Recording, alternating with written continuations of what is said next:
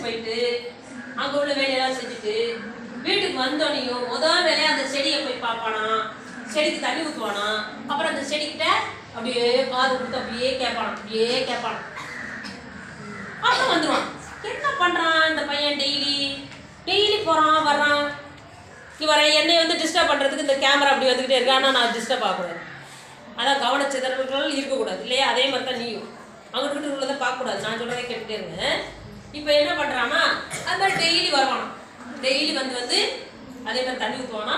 கொஞ்சம் நேரம் கழிச்சு போய் அப்படியே கேட்பானா. அந்த செடிக்கிட்ட காது கொடுத்து கேட்பானா.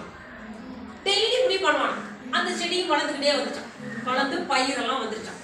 வந்து அந்த பயிரெல்லாம் அறுவடை பண்ணால் அது பயிர் என்னன்னா கோதுமை பயிர். இந்த பயிர் என்னது? கொஞ்சம் விளைஞ்சுதான்.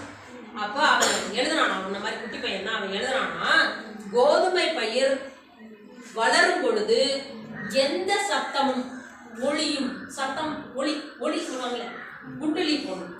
ஒளிக்கான சவுண்டு எந்த சத்தத்தையும் எழுப்பாது அப்படிங்கிறத அவன் வந்து எக்ஸ்பெரிமெண்ட் என்ன இப்போ செஞ்சு காட்ட போறாங்க.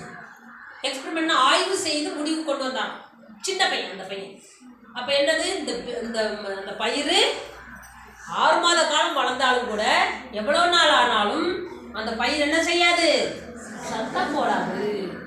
அப்போ இதுலேருந்து என்ன அவன் தெரிஞ்சுக்கிட்டான்? எந்த பயிருமே சத்தம் வராதுன்னு தெரிஞ்சுக்கிட்டான். அவர் தான் பிற்காலத்தில் கிரஹாம் பெல் ஃபோனு இல்லை அது என்னது சார், அது டெலகிராம் இதெல்லாம் கண்டுபிடிச்சான். சத்தத்தை வச்சே